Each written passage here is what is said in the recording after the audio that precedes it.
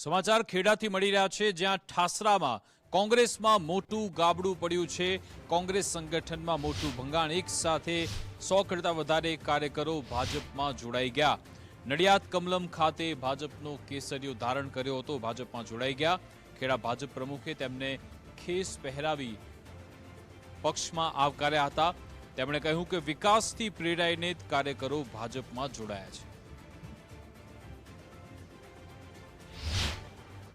ખેડા જિલ્લાના ઠાસરા વિધાનસભામાંથી 100 થી વધુ કાર્યકર્તાઓ ભારતીય જનતા પાર્ટીમાં જોડાયા છે।